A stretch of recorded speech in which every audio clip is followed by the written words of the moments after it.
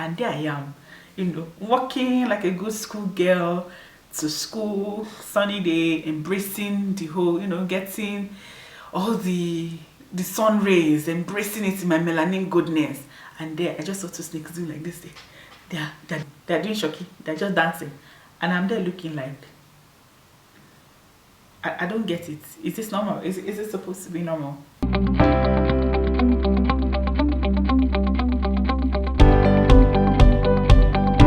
Hi guys, welcome back to my channel. If you're new here, my name is Ejiro, and like the title says, today I'm going to be talking about things that I wish I knew about Australia. This topic is pretty special to me because when I was coming to Australia, I was searching. I was checking YouTube to kind of find out like information. What should I expect? What are the things I should look out for? Everything I kept seeing was snakes. Everybody was talking about the snakes in Australia and how there are a lot of snakes here, and that scared me because I don't like snakes at all. So that scared me so much. Don't let anybody deceive you. There are snakes in Australia. They talk about it casually and just say, oh, if you're the snakes are not so bad. If you go to any zoo, you find snakes. And speaking from my experience, this was last year, someone was telling me that, oh, there are snakes in Australia, but don't be scared. Summer is coming, the snakes will come out because they're trying to warm up and everything. And I'm like, oh, okay, not so bad. Until I was walking to school from my previous house, and this guy is just like, oh, there's a snake there, and he walked casually like there was nothing wrong. And I thought he was joking, like just to scare me. And there I am, walking like a good school girl to school, sunny day, embracing the whole, getting all the sun rays, embracing it in my melanin goodness. And there I just saw two snakes doing like this. They're doing shocky, they're just dancing, and I'm there looking like, I don't get it. Is this normal? Is it supposed to be normal? I don't get it. And other people were passing and they just walked past like, oh yeah, snakes, yeah. Although they were not big snakes, they were like two baby snakes kind of just entangled with each other and just playing, but still yet. Are you mad? Like, am I the only one seeing that these snakes are dancing shocky on the floor here? What's going on? And then there are other things too, that I wish I also knew because I couldn't find information about it. But there are other things I wish I knew before moving here, and I'm going to explain that in this video. So I kind of wrote down the list because if I don't write anything down, I'm going to forget. I don't know, I forget things easily. So I kind of write it down so I remember everything. Right here I have about like 13 things that I wish I knew before moving. Before I even start, I'm going to drop my book, and I'm just going to say the first thing, which is driver's license. So if you want to make money in Australia, I'm not saying you won't make money without driver's license, so don't get me wrong. If you want to make a significant amount of money, if you want to work more like multiple jobs, you're going to need a driver's license. If you're going to move around Australia effectively, you're going to need a driver's license. First, the bus system works pretty well. The train system also works pretty well. But the time difference, in the sense that like if you have a job by 6 and you have another job that ends by 4, like if you have a job that ends by 4 o'clock and you have another shift by 6 p.m, getting to your 6 p.m. shift might not, that 2 hours gap might not even be enough if you're even taking the train or you're taking the bus, as simple as it seems, because some routes are just turned on its own. I don't even know how to explain it. That's like the best description to use. Some routes are annoying. There's some routes that the buses that ply that route only move like twice in an hour. So either you're late to work or you're early. It's ridiculous. I kind of took note about it when I started working my first job. It was like an hour 30 minutes to get to the bus stop, and then another 18 minutes to walk from the bus stop to the company I was working for. Then it was ridiculous, and I didn't even think that there was anything, because that was the only life I knew now, to just take the bus. And I'm like, oh, it's not so bad, till some friend from work was like, let me drop you off. Where do you stay? And I stay here. And he's like, okay, I'll drop you. Lo and behold, I go home in 10 minutes. My house was 10 minutes away from this place if I was driving. And this bus ride I was doing every time was 1 hour 30 minutes plus my 18 minutes walk. I couldn't believe it. I'm just like, are you joking? I was livid. I'm like, what? So if you want to have multiple jobs, if you want to drive around, if you want to make your life much easier, honestly, you don't want to be taking Ubers everywhere because they are not cheap. If you want to, I don't know, I call it living at your own, like living on your own terms, because you get to decide when you leave for work, you decide when you come back. You're not scared that I have to check the route, what time the bus is going to come to this place, what bus comes here. Sometimes it's just a straight road, but then you wouldn't find a direct bus. You have to stop at this place, take this one, take the bus, take the train, just because you're trying to get somewhere that will take you, say, 20 minutes max if you're driving there. So driver's license cannot be overly emphasized. Sadly, when I was coming, I didn't come with my full Nigerian license. So when I was in Nigeria, I was driving, but then I was using those 3 months those 3 months permits that they give you as a learner, because at first I was driving with no license, and then I was trying to do my license and I just kept renewing the 3 months, 3 months, because I had a connect. My guys, please just go find somebody there that will do it for you. All this connect thing showed me Pepe. I had a connect that was supposed to help me make it easier, and till today my money is hanging somewhere. But I was able to get an international driver's license, and from there, proceed getting like the Australian license. But that international license actually helped me. The international license lasts for a year, so within the first year you should be able to figure out how to get the Australian license. The next thing I want to mention is the weather. See, Australian weather is upside down. Yes, I don't mean upside down in a bad way, but when most countries are experiencing winter, that's when we are experiencing summer.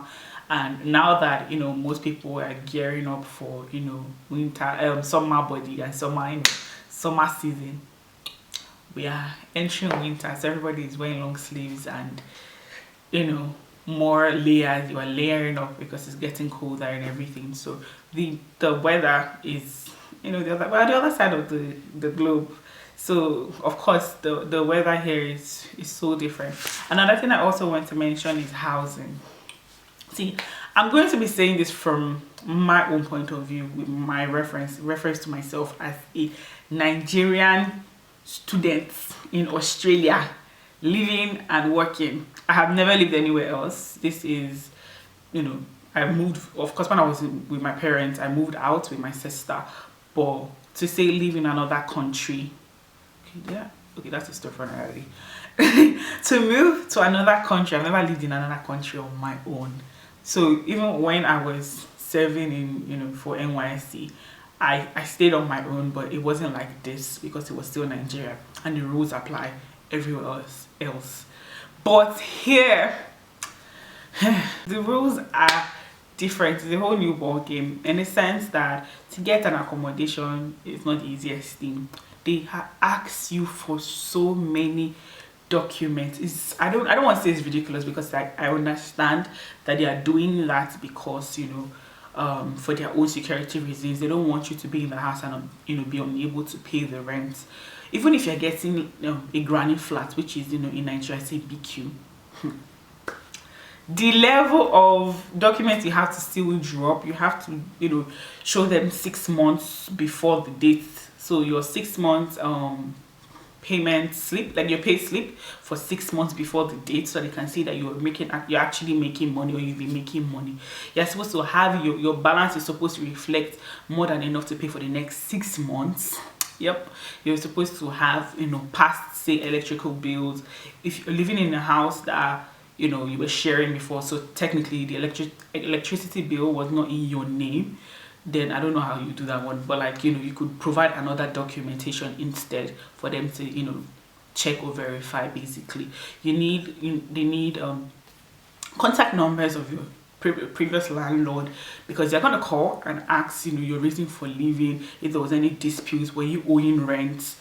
They're going to ask you for car registration. Actually, would advise that the best thing to do is actually to find somebody that has already rented the house and is looking forward to renting a room in the house, because there are so many apps I could do that with. There's Gumtree, there is Facebook Market. It's really popular over here. It's ridiculous, because I wasn't even really active on Facebook Market till I came here. There's also Flatmates. So with Flatmates, you can find people that are looking for a flatmate, or you can find flatmate people that are looking to, you know, they're looking for a room to rent. So it's like either ways, you can find their housemates, you can find a house, you know. So that's another one. And then payment for housing. Bear in mind that I'm still saying that I've never lived anywhere else except Nigeria. So imagine my shock when I found out that rent payment is weekly or fortnightly, because you're not going to find any landlord that's going to collect monthly from you. For at least I haven't seen, and I haven't heard anybody say their landlord was willing to collect, you know, a whole month's rent from them. But the first house that I stayed in, you know, I shared accommodation, and he wasn't even willing to take fortnightly. He's like, no, it has to be weekly. They don't want fortnightly, you know, talk less of like a whole month. And I'm just like, oh god, this is ridiculous. Like, what am I supposed to do? What if I don't have money that week? How am I supposed to pay the rent? It just gave me a bit of, I don't know, I didn't feel secure, financially secure. That's how I want to put it. So is that the right word? I think it is. But let me explain that, because I felt that if you pay for at least a year, your mind is taken away from accommodation. Whatever happens, you always have a place to come and sleep. But like, you're paying weekly, it's just, I don't know, I was just scared. Not like I wasn't going to have money, because I wasn't the one paying my rent then, but I'm like, what am I going to do? So another one is your international license will be useless. Your international experience, I mean, useless. Good. You will feel like you do not have any experience. That's the truth. You will feel like, oh, I came, you know, looking for, like, when I came, I was trying to find a job, and I was like, you know what, I'm going to find a job in admin, you know, I would just look for something in customer service or, you know, customer care. I knew that it's a bit different over here, and it's, you know, so I'm just going to try and find the job in, like, to me, that's what I consider low. Brethren, I did not find any job. I did not find any job. Like, my friends kept saying, oh, I think that you should go and do warehouse job. Warehouse is not as bad as it sounds, honestly. It's like pick packing, so you put things inside boxes, close them up, seal it, set it for shipping, and depending on what the company you're working for is doing. But at that point, I didn't want to hear that. I did not come all the way from Nigeria to Australia to come and be packing people's shipments. So I kept saying, no. And then I heard you're gonna stand. You stand for 8 hours. You and who is doing that one? I beg, I'm not doing. After applying for like 1 straight month and getting over, I'm not exaggerating, I got over 80 to 100 refuse. I was like, oh, sorry, unfortunately. Even the interviews that I got, it was more of artists putting down my experience. I was still being asked that, do you have Australian experience? Once you don't have Australian work experience, that's it. At least they are polite. Nigerians will probably not reply. They won't respond back to your emails because, you know, they're not going to respond. But here they will respond. They will respond and tell you, unfortunately, this employment process has moved to the next level, and you are not part of the, you know, selected candidates, or you are not part of the shortlisted candidates. That happened. I had to, you know, within myself say, you know what, I'm running low on cash. I don't have any money. And I'm not about to start calling, you know, Nigeria to say, oh, please, I need money, because in my head, I want to be dependent. I want to be dependent on myself. I don't want to start asking for money every time. So I'm like, you know what, I'm just going to do the job. And it wasn't so bad. Although the first job I had was horrible. You know, it had a stench. I hated it. And after like 2 weeks, I got another job and I moved there, and it was much more better. The environment was a bit relaxed. We had enough breaks. I loved it. It's not loved, but like at that point, it was serving the purpose that it was supposed to serve for me at that point. So that way I could, you know, build up my Australian experience and, you know, apply for a more decent job that I felt like I required, or not I felt that I require. Yeah. Another thing is food is ridiculously cheap. It's so cheap. And if you know me, I like food. So I was happy. I was so happy because it kind of pushed me to cook more, eat more. Oh god. Because I first thought that, oh, maybe it was just the junk foods that were like, you know, cheap.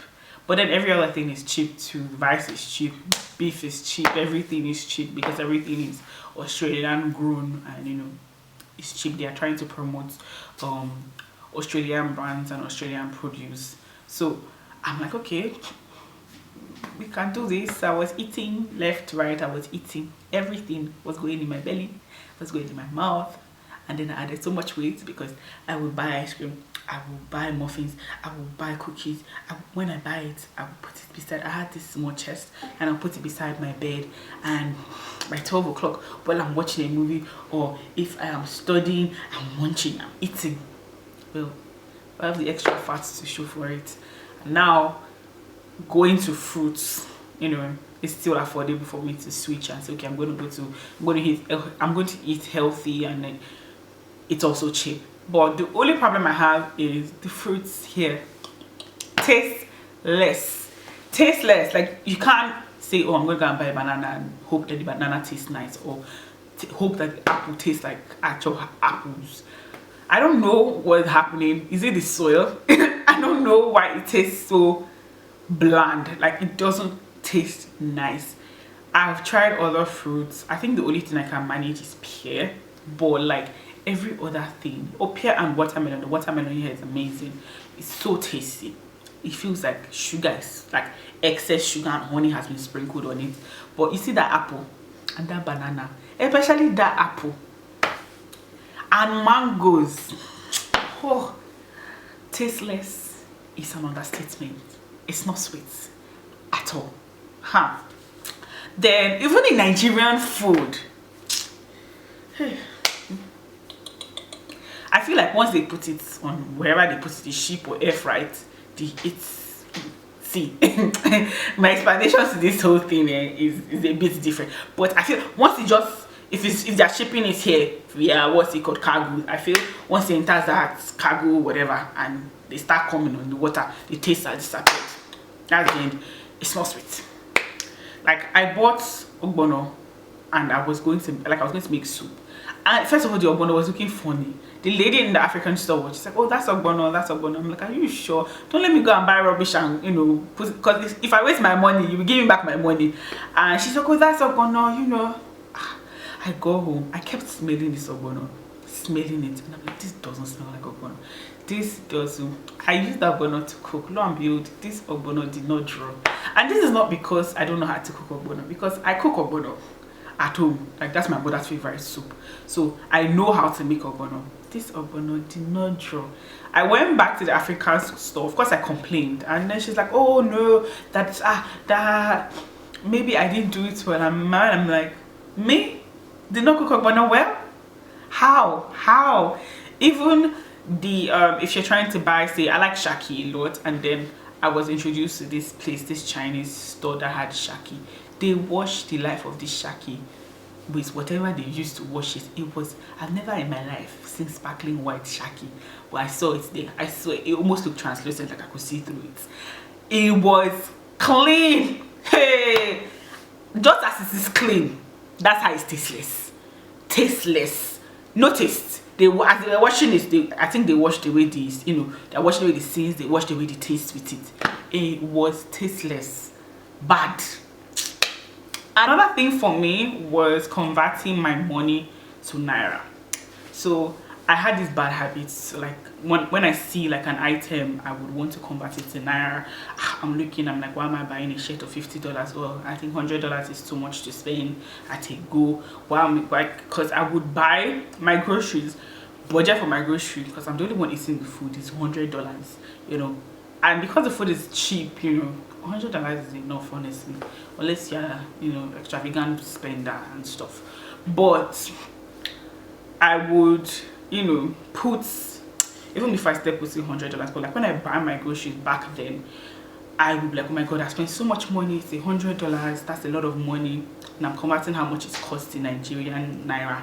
Or I am there, I can't buy shirts for, why am I buying one shirt for $50? Do you know how much $50 is in naira? I'm not buying. And then somebody, like I think 2 people told me that you better don't kill yourself, stop converting to naira, because if you're converting your money to naira, you're not going to buy anything. Ice cream you will not buy, shirts you will not buy, bra you will not buy, because everything is going to seem expensive to you. So you have to understand that, okay, now I'm no more earning in naira, I'm earning dollars now. So I can afford it, and that money it's not big, it's small money. You get the minimum wage in Australia is about $25 per hour. That's minimum. So of course you're going to earn more than that per hour. So technically $50 shouldn't be a big deal to you, $10 shouldn't be a big deal to you. So you would have to quickly learn not to convert, because if you're converting, you'll be frustrated. You know, I was frustrated because it seemed like I can't shop or I can't buy anything. I'm looking at the figures everywhere I'm going to. And now that I do not, like, I no longer convert. Like when I'm over talking to like my boyfriend and we're talking about something, and I'm like, oh, so and so amount, and he's like, oh, that's a lot. And to me, I'm like, no, that's not a lot, because you know, it's only so and so dollars here. So, and that's not like, that money is not big money to me. Yeah. So I think you get where I'm coming from. Don't convert. It's going to come to you, but don't convert your money to naira.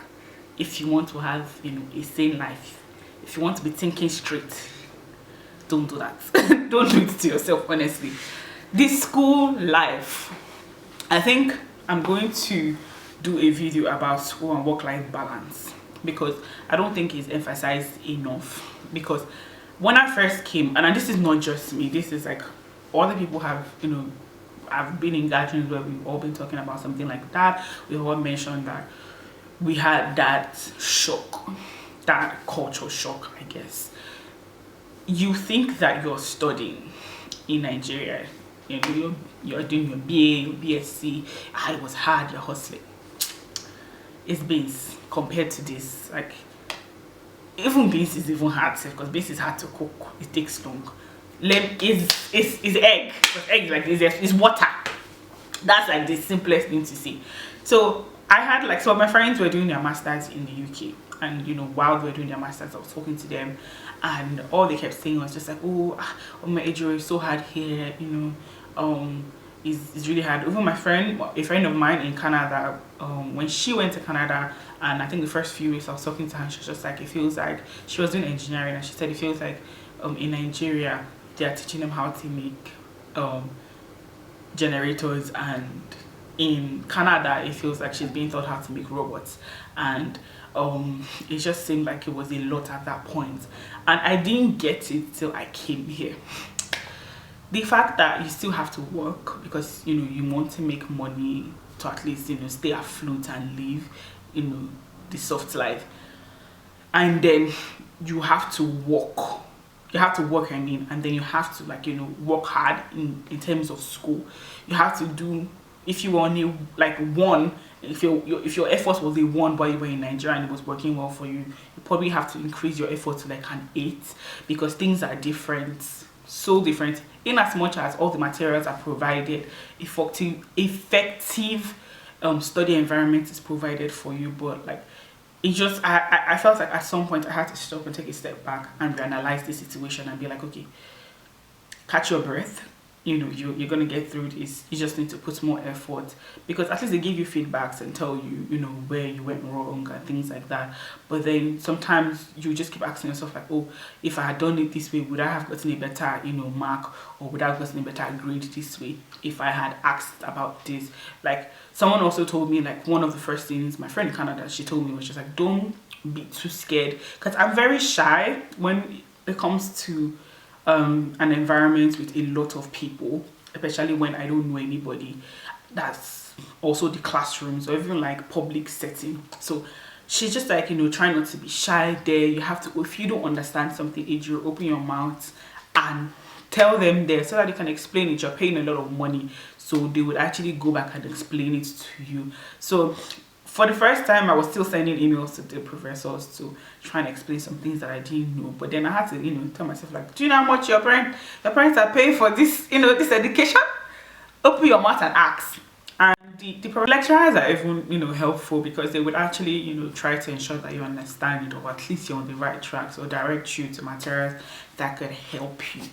But that's it, honestly. But it's a different level of stress. The pressure is actually a lot, so it's one thing you're supposed to be aware of. If you're coming here, you're actually coming to study. You're not just doing it, say I'm just doing because, but you kind of have to really study. Another thing is driving here. I don't know how to explain the driving here, but now how you're driving in Nigeria, you can on a road that you're not supposed to speed, people are speeding, and you're just like, you're here and you're on a road that is saying you should drive only 40, or you're driving 50. You're like, are we moving? Is the car moving? Like, what's going on? Most roads in between streets and stuff like that is 50 because of pedestrians and people walking around, and especially if it's a residential area. But like, I think the one I cannot really understand is like regular, like, I won't say in-street roads, but not the highway, being 60. It's annoying, And then you get the parking fines. I think it's in every international country, and parking fines are ridiculous. There's so many rules to learn when it comes to driving here. If you want to drive, I'm driving here, so of course I have to learn all these rules and kind of stick with whatever they are giving. But one thing is to be aware, even when you change your license, or you're trying to get a license here, the whole process takes almost about, like, I'm not lying, it takes about 3 to 5 years if you're going to follow their own driving license rules. From moving to a learner, from you have to spend 1 year on the learner, then spend another 1 year on a red P, then you have to get another P1, that's another 1 year. You have to get a P2, which is another 1 year. Just imagine. And then this all these P's and whatever that you're on, they all have their individual rules, they have their individual restriction. Like for the red P, even if a road is saying that the limit is 110, for instance, you can't still drive at 110. The highest you can probably do is 90 on that road. And then because you have to put the red P on your plates while you're driving, if the cops see you driving, past that speed limit with a red P, you get pulled over and, get given like a ticket or a demerit, bad as a badge. Your driver's license can get suspended for 3 months, meaning you can't drive for 3 months. So it's pretty much ridiculous. So we've come to the end of this video today. Thank you for staying all the way till the end of this video. Please, if you liked this video, please do not forget to like, subscribe, and click on the notification bell so that you can get notified when I post a new video. Also, if you like this content and you want me to post more of this type of content, please let me know in the comment section down below. Thank you so much again for watching this video and staying into the end of this video. See you in my next one. Bye.